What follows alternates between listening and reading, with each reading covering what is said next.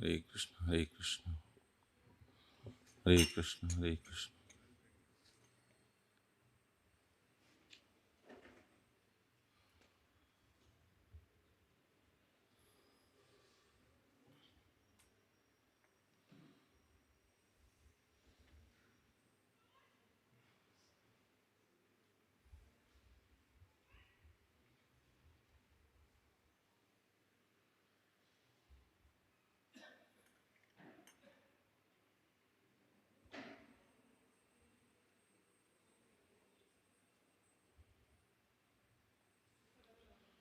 Shuddha Bhakata Charanareno Bhajananukula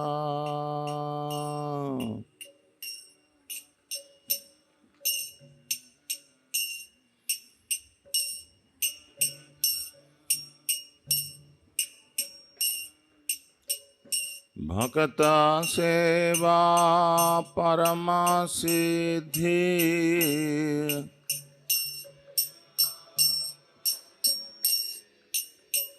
Premalati Karamola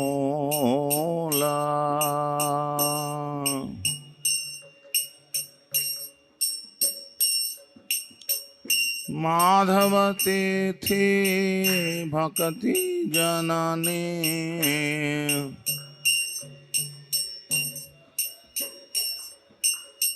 Jatane Palana Kori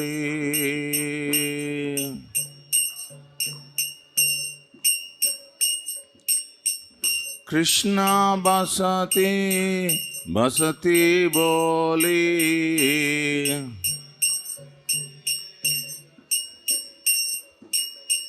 Paramadare Bori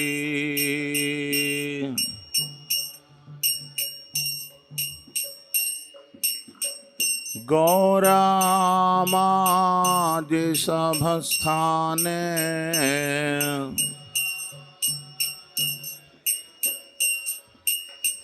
Koralo Brahmanarange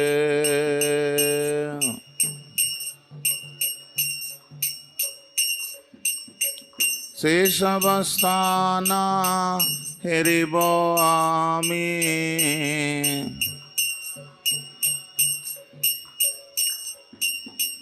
Pranayi Bhakata Sange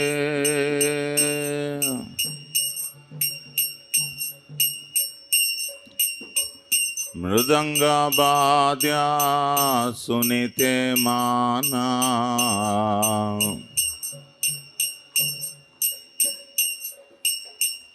Abasara Sada Jache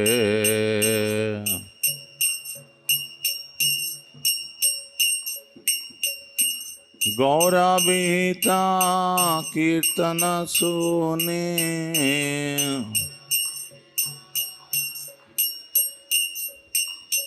Ananda Hrodaya Nache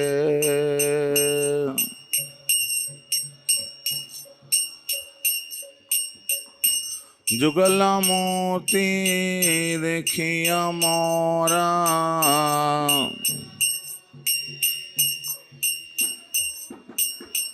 Paramananda Hoya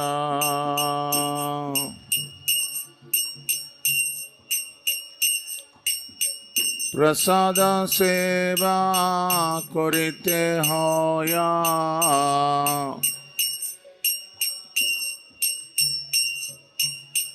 Sakala Prapancha Jaya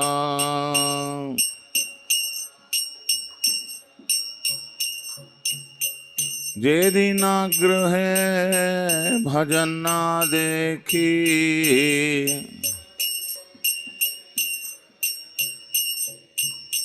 Gruhete Goloka Bhaya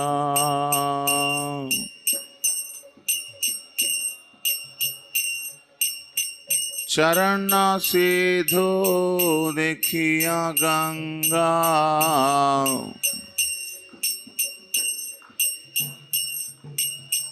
सुखन सीमा पाया।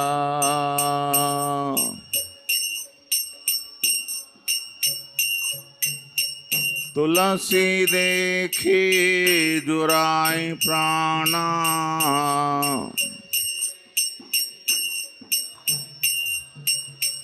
माधव तो शनि जानी।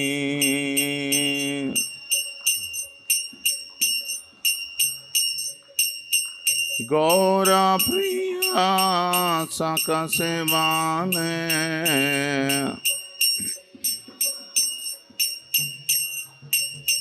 जीवन सार्थक मानी।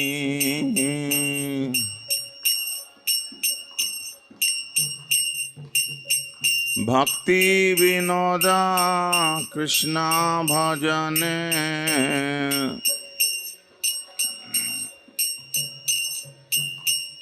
अनुकूल पाया जहाँ।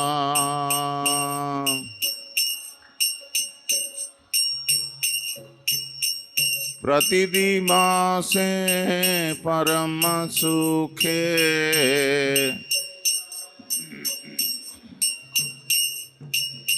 स्वीकार करो ये था।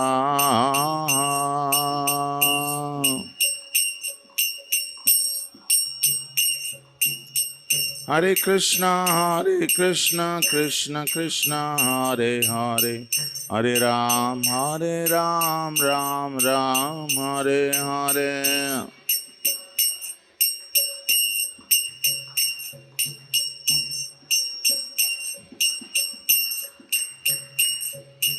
हरे कृष्णा कृष्ण कृष्ण हरे हरे, हरे राम राम राम हरे हरे।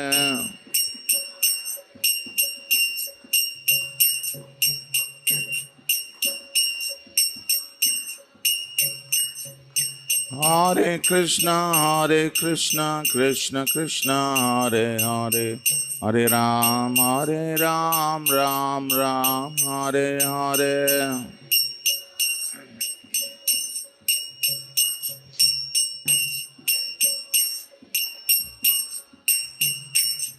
हरे कृष्णा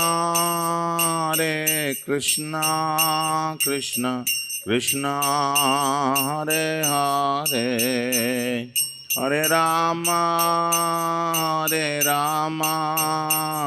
राम राम हरे हरे।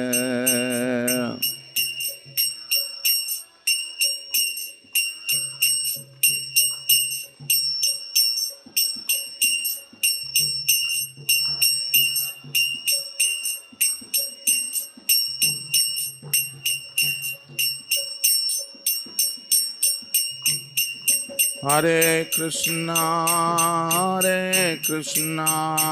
कृष्ण कृष्ण हरे हरे, हरे Ram Ram Ram Hare Hare.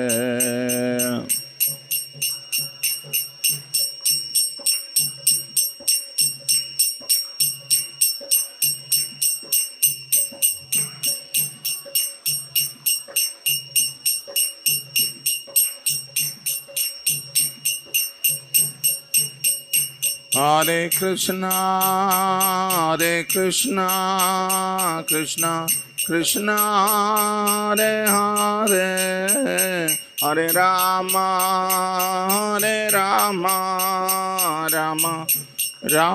Ram Ram Hare Hare.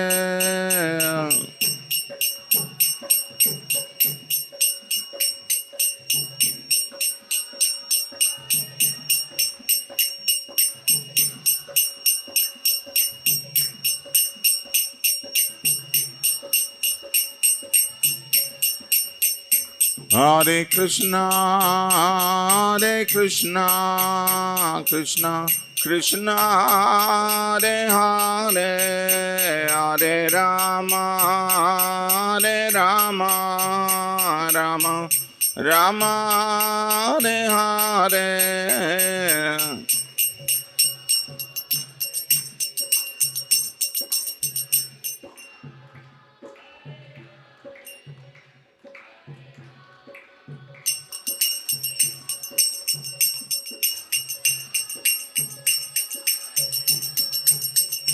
Hare Krishna, Krishna Krishna, Hare Hare, Hare Rama, Rama Rama, Hare Hare.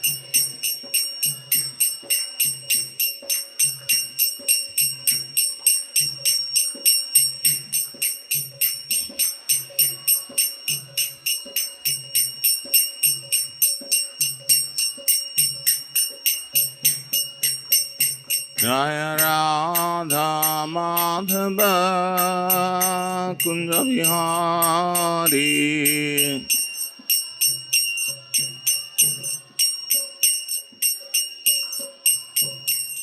Jaya Radha Madhava Kunja Vihari,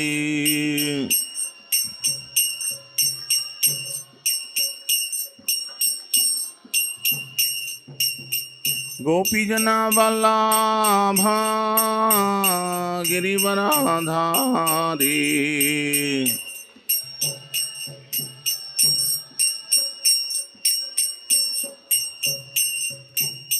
Gopi Jana Vallabha Girivaradhari,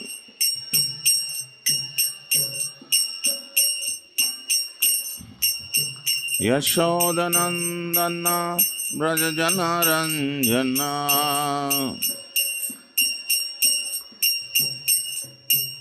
Yashodanandana Brajajana Ranjana,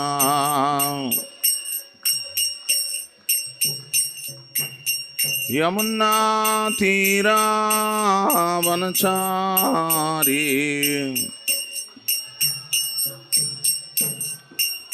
Yamuna Tira Vanachari,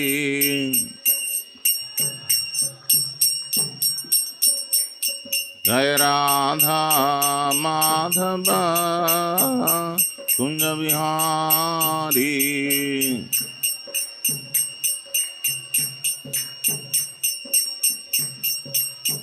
Jaya Radha Madhava Kunja Vihari,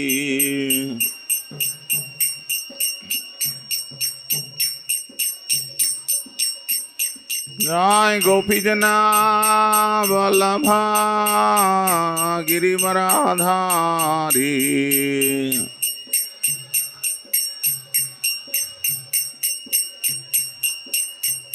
Jai Gopi Jana Vallabha Girivaradhari,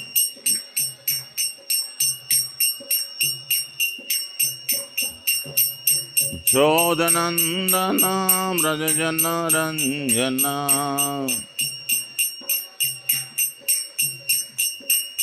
Yashodanandana Brajajana Ranjana,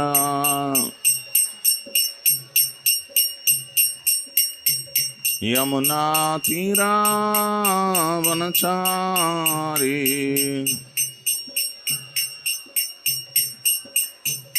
Yamuna Tira Vanachari,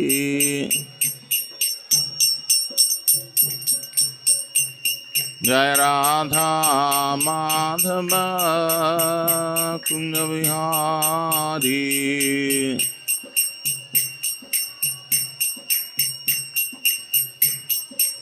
Jaya Radha Madhava Kunja Vihari,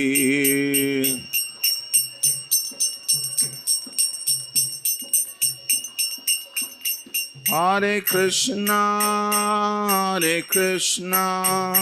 Krishna Krishna, Hare Hare, Hare Rama, Ram Rama Hare Hare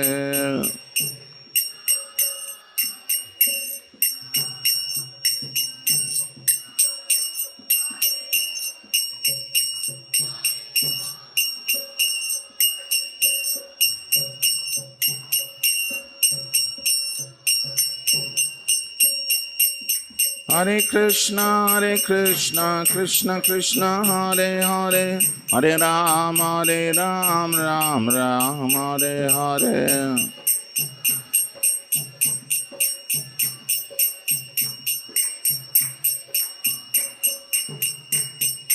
Hare Krishna Krishna Krishna Hare Hare Hare Ram Ram Ram Hare Hare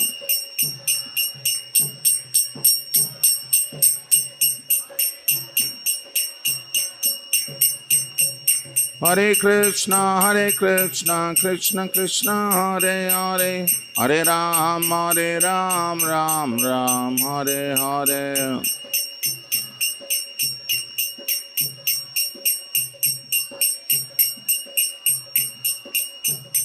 Jai Gauranitai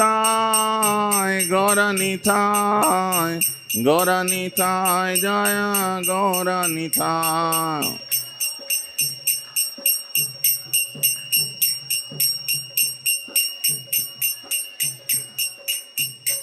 Jaya Radha Madan Mohan Radhe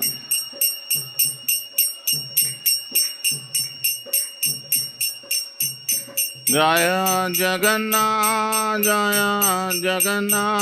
Jaya Balade Jaya Subhadra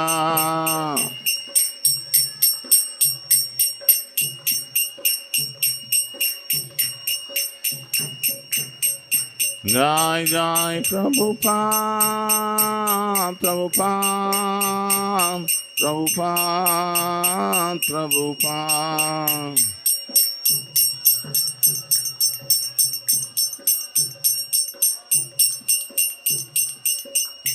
Nitai Gaur Hari Bol Hari Bol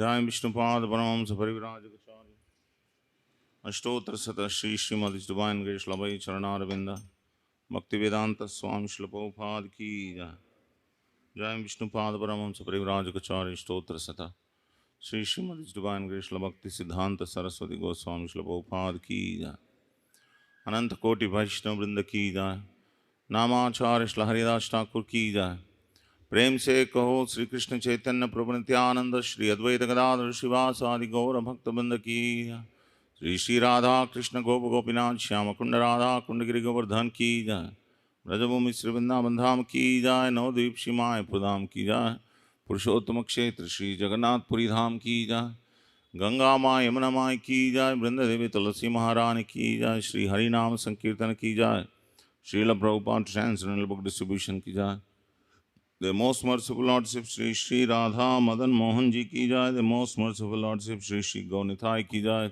The Most Merciful Lordship Shri Shri Jagannath Baladev Subhadra Maharani की जाए Srila Prabhupada Lilamritam की जाए एकादशी व्रत की जाए Samaveta Gaura Bhakta Brinda ki jai Nitai Gaura Premanande All glories to the assembled devotees, all glories to the assembled devotees, all glories to the assembled devotees.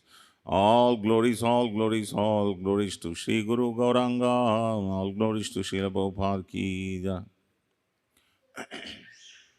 Om Namo Bhagavate Vasudevaya.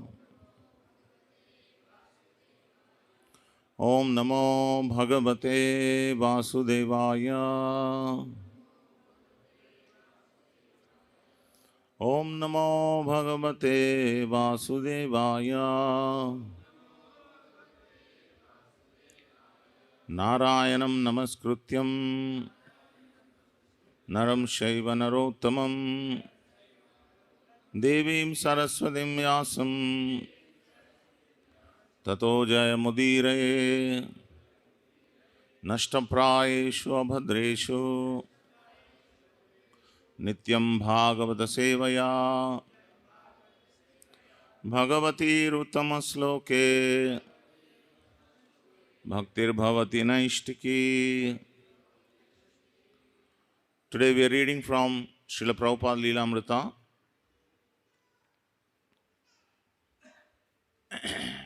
This is volume 3. Only he could lead them from the chapter. Our master has not finished his work.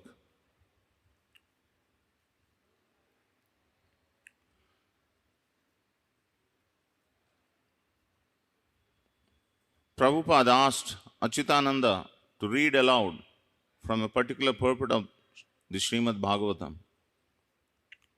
If there is enough milk, enough grains, enough fruit, enough cotton, enough silk, and enough jewels, then why the people need for economic development in the shape of machine and tools?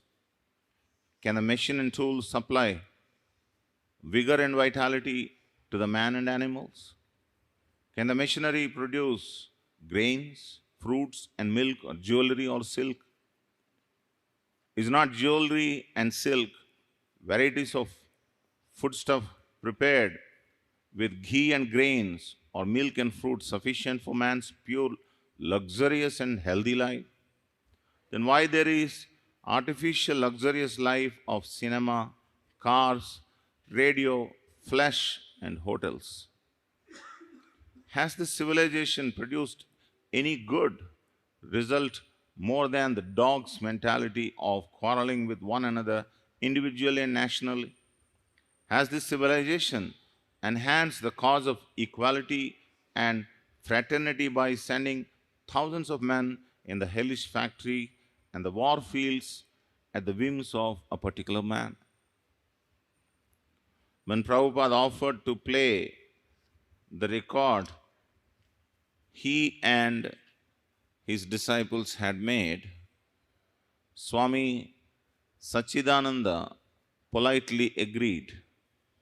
But when Prabhupada offered to play the other side of the record, Swami Sachidananda said he had to leave. He offered Prabhupada some fruits, and Prabhupada, after accepting them, told his disciples, "Distribute these and give him some of the fruits in exchange." As Swami Sachidananda rose to leave, Srila Prabhupada suddenly got out of bed and stood shakily. "No, no, no, no," Swami Sachidananda protested. "Don't disturb yourself." And then he was gone, escorted by Achyutananda. Srila Prabhupada lay back in bed. "Is he a Swami?" Jadurani asked. "Why not?" Prabhupada replied. But after a few moments, he added, "Swami means one who knows Krishna." There was no more talk about it, but Prabhupada was pleased by the unexpected visit. The constant coming and going of Srila Prabhupada's young followers wearing tilaka and their foreheads on their foreheads and carrying watermelons, special food, flowers, and paintings of Krishna created a special interest among the hospital staff.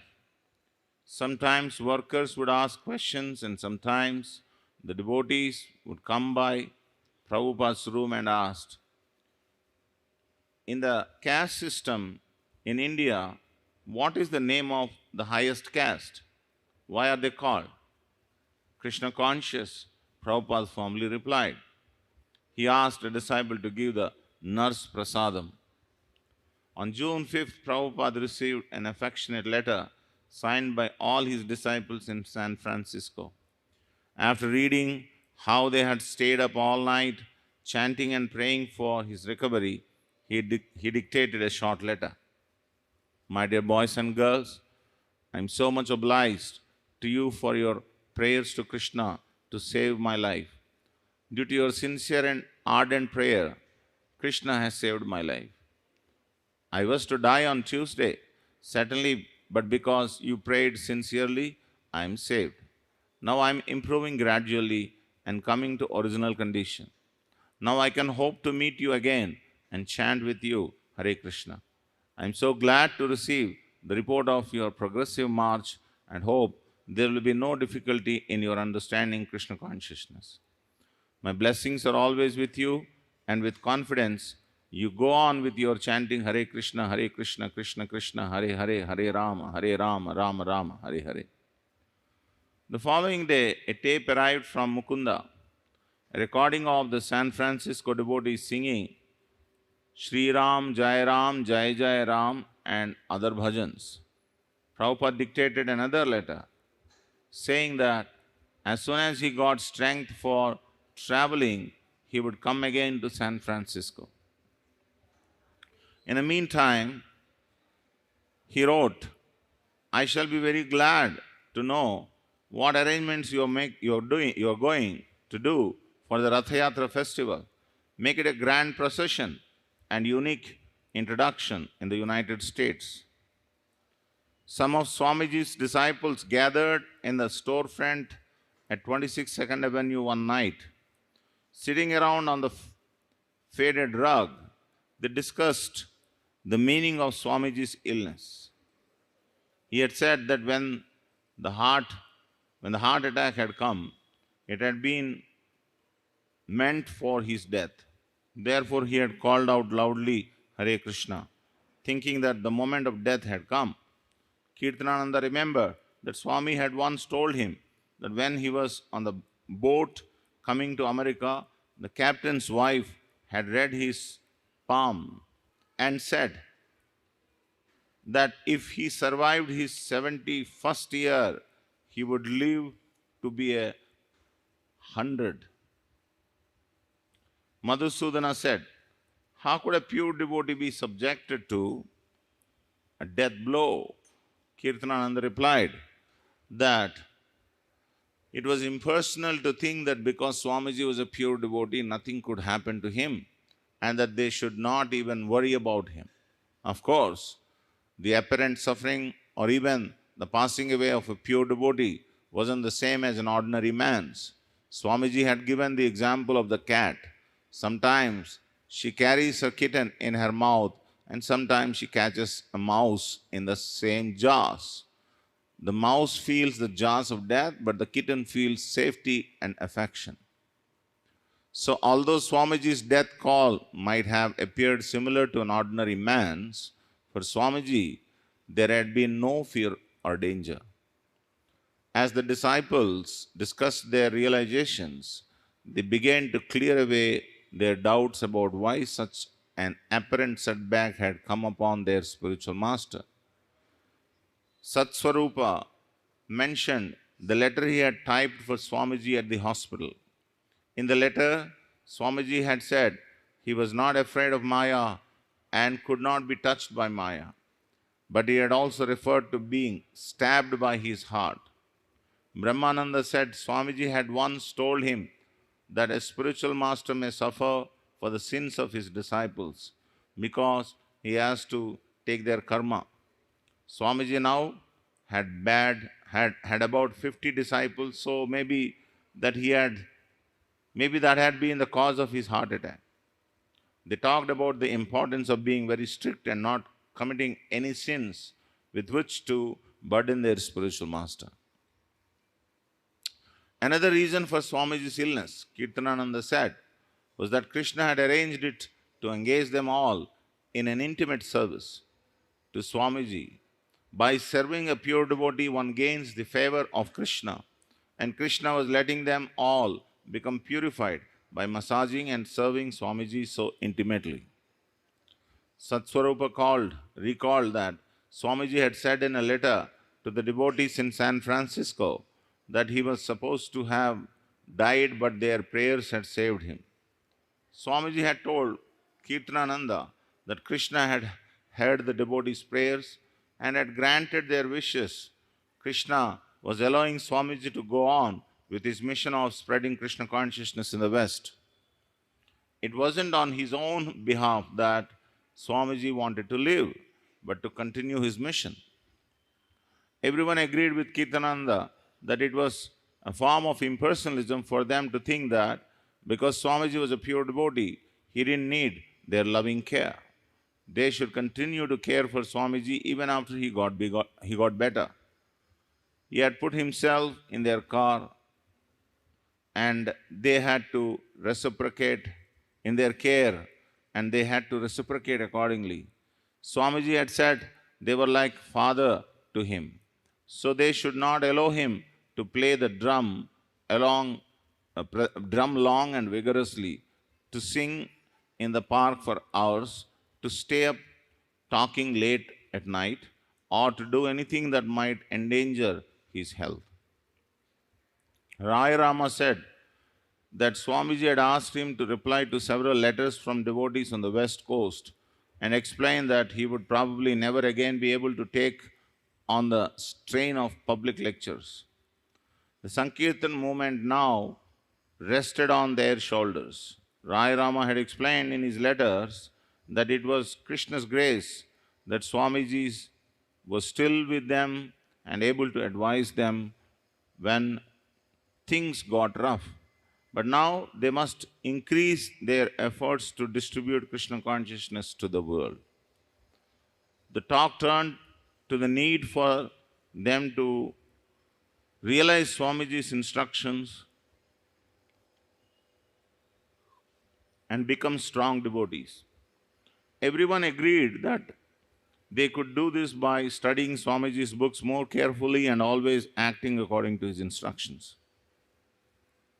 When they told Prabhupada about their philosophical discussions, he replied only briefly.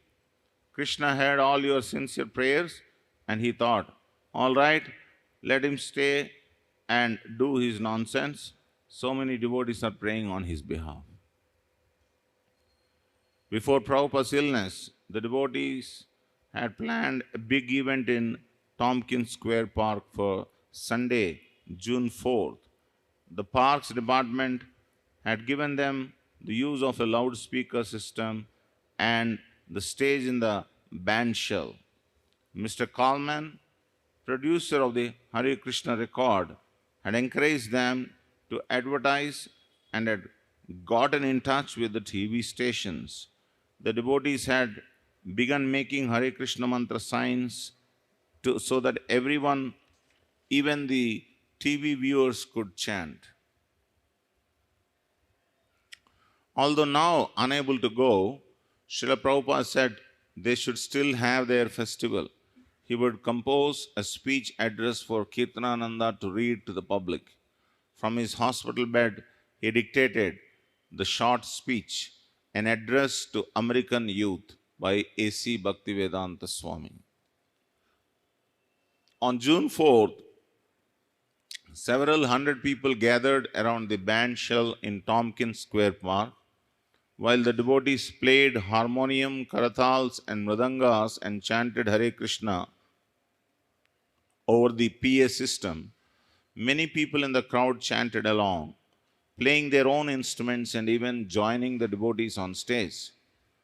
Kirtanananda stood before the microphone and announced that Bhaktivedanta Swami, although ill at Beth Israel Hospital, had prepared a message for everyone.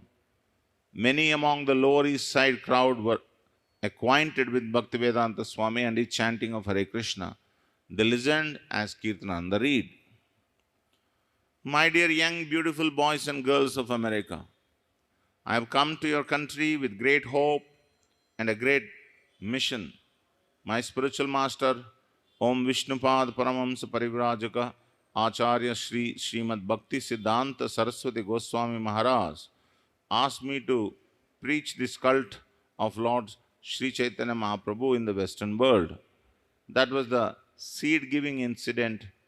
Gradually the seed fructified and I was prepared to come to the Western world. Still, I do not know why I was so much attracted by the land of America. But from within, Krishna dictated that instead of going to Europe, I should better go to America. So you can see that I have come to your country under order of a superior authority. And even after arriving here, when I perceived that some of the youngsters are being misled, confused and frustrated, this is not the condition of your country only, but in every country the young people are neglected. although it is they who are the flower of the future hope of everyone. So I thought to myself that if I go to the American youth with my message and they join with me in this movement, then it will spread all over the world. And then all the problems of the world will be solved. How I would like to be with you in person today, but Krishna has prevented that. So please pardon me and accept my blessings in written form, in this written form. This process of Sankirtan, this singing and dancing is so nice because from the very beginning it places everyone on the spiritual platform. There are different platforms or levels to our existence: the bodily platform, the mental platform, the intellectual platform, and the spiritual platform. When you stand on the spiritual platform, then all the problems created by the necessities of the body, mind, intellect, and ego become solved. Therefore, I appeal to you to join this movement most seriously. The process is very simple. We ask everyone to come join with us in chanting, hear something of the philosophy of life taught by Lord Krishna, take a little prasadam, foodstuffs that is prepared and offered to the Lord, and peacefully, with refreshed mind, go home. That is our mission. We do have certain restrictions. Particularly, they are not restrictions, but something better in place of something inferior. The other day, Mr. Alan Burke questioned me on his television program, Swamiji, why do you insist on marriage? And I answered him, unless one becomes peaceful in home life, how can he make any advance in any other area of life or knowledge? Therefore, everyone should get married just to be happy and peaceful. You're all beautiful, nice, educated boys and girls. Why shouldn't you get married and live happily? If you live peacefully, regulated lives, eating nothing but Krishna Prasadam, then the tissues in your brain will develop for spiritual consciousness and understanding.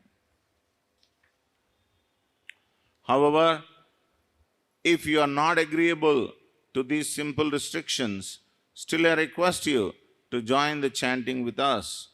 Everybody can do that, and that will gradually clarify everything, and all problems will be solved, and you will find a new chapter of your life. Just this week, I have received a letter from a girl in New Jersey who has had such an experience. She writes, Dear Swamiji, you don't know me by name, but I am the girl who joined your parade in Washington Square this post Saturday. When I first saw your group, I thought you were all crazy. Either that or on dope of some kind. After listening and talking with some of you, I realized that it was neither of those. You people plainly believed in what you were doing, and I admired you for that much. But my curiosity drove me further, and I had to find out why.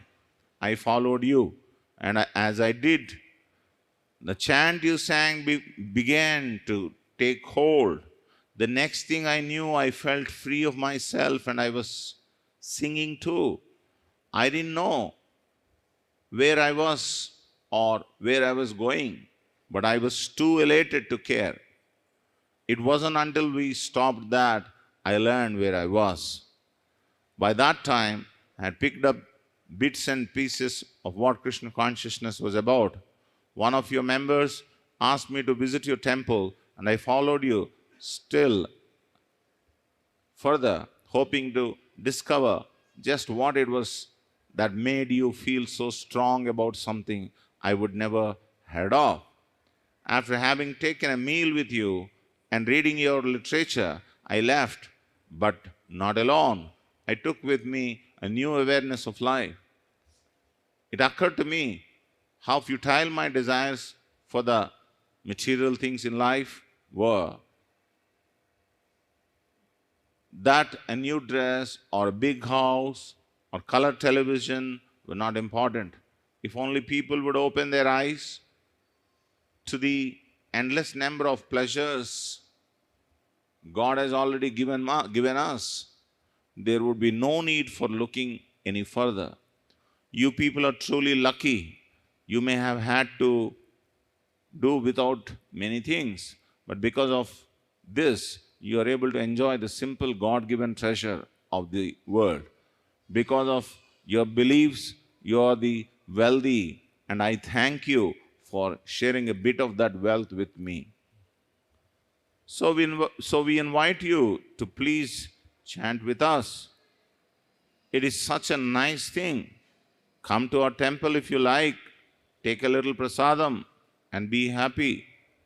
It is not very difficult if you just chant this Hare Krishna, Hare Krishna, Krishna Krishna, Hare Hare, Hare Rama, Rama Rama, Hare Hare. That will save you. Thank you very much, and God bless you. Srila Prabhupada was eager to leave the hospital. For several days he had wanted to go. They are simply sticking needless, he complained, and each day was putting his society into further debt. The devotees had rented a small seaside house in Long Branch, New Jersey, where Prabhupada could go to recuperate. Kirtananda, they decided, would be Prabhupada's cook, and Gaurasundara and his wife Govinda Dasi were arriving from San Francisco to do the housekeeping and help. But the doctor wanted Prabhupada to stay for another brainwave test and more observation. One day, while Brahmananda and Gargamuni were visiting Prabhupada, the doctor entered and announced that the Swamiji would have to go downstairs for an X-ray. No needle, Prabhupada asked. Yes, the doctor replied, it's all right. When the nurse brought in a bed on wheels, Prabhupada said he wanted Gargamuni to push it. He then sat on it cross-legged and put his hand in his bead bag, and Gargamuni, following the nurse, wheeled him out the door, down the hall, and onto the elevator. They went down to the third floor and entered a room. The nurse left them alone. Gargamuni could sense Prabhupada's uneasiness. He was also nervous. It was such an unlikely place for him to be with his spiritual master. Then a different nurse entered with a needle. Time to give the Swamiji a little injection. No, Prabhupada shook his head. I'm sorry, Gargamuni said flatly. We are not going to do it. The nurse was exasperated but smiled. It won't hurt. Take me back, Prabhupada ordered Gargamuni. When the nurse insisted, Gargamuni acted rashly, his usual tendency, and stepped between the nurse and Srila Prabhupada. I'm ready to fight if I have to, Gargamuni thought. I won't let you do it, he said, and wheeled the bed out of the room, leaving the nurse behind. Gargamuni was lost. He was somewhere on the third or fourth floor, faced with corridors and doors, and Prabhupada's room was on the sixth floor. Unsure where he was going, Gargamuni wheeled through the corridors with Prabhupada sitting cross-legged, chanting on his beads. Brahmananda arrived at the X-ray lab seconds after Gargamuni's escape. The nurse and the intern complained, the nurse and intern complained to him about what had happened. Brahmananda, they considered this a theft. Swamiji was their property. As long as he was in the hospital, he was theirs to do whatever they pleased with. Gargamuni had stolen Swamiji away from them. Gargamuni got to the elevator. He had difficulty maneuvering the bed and in his haste bumped into the wall. He forgot what floor Swamiji was on. He only knew that he was protecting Swamiji, who wanted to be taken away. When Gargamuni finally reached Prabhupada's room 607, an intern was there and spoke angrily. I don't care, Gargamuni said. He doesn't want any more needles or tests. We want to leave. Brahmananda arrived, calmed his younger brother, and helped Prabhupada back into bed. Prabhupada said he wanted to leave. When the doctor came in, Prabhupada sat up and spoke decisively. Doctor, I'm all right. I can go. And he shook the doctor's hand to show him he was hale and healthy. The doctor chuckled. He said that although Swamiji was getting stronger, he would have to stay for a few more days. He was by no means out of danger yet. He required careful medical surveillance. They needed to run another electroencephalogram. Srila Prabhupada still had pains around his heart, but he told the doctor his boys had a place for him to rest by the seaside. This was very good, the doctor said, but he couldn't let his patient go just yet. Prabhupada had made up his mind. Brahmananda and Gargamuni arranged for a rented car. They gathered Prabhupada's things and helped him dress. As they escorted him out of his room, and the hospital staff saw that the boys were actually taking the old man away, some of the doctors and nurses tried to stop them. Brahmananda told them not to worry. Swamiji was very dear to them and they would take good care of him. He would get regular massages and plenty of rest, and they would get him whatever medicines the doctors prescribed. After a rest by the seaside, he could come back for a checkup. Brahmananda. Then the doctors became fed up. They threatened us. This man is going to die. They really scared us. They said, this man is going to die and it is going to be your fault. Even as we left, they said, this man is condemned to death. It was horrible. At 10 a.m. on June 8, they left the hospital. Prabhupada wanted to stop briefly at the temple at 26 2nd Avenue before going to the house in Long Branch. Entering the storefront, walking shakily, he came before the portraits of his spiritual master, Bhaktisiddhanta Saraswati, and his spiritual master's father, Bhaktivinoda Thakur. For the first time, Prabhupada's disciples saw him offer fully prostrated obeisances. As he prostrated himself before his Guru Maharaj, his disciples also paid obeisances and felt their devotion increase. So we'll stop here. Srila Prabhupada Lilamritam ki jai. Srila Prabhupada ki jai.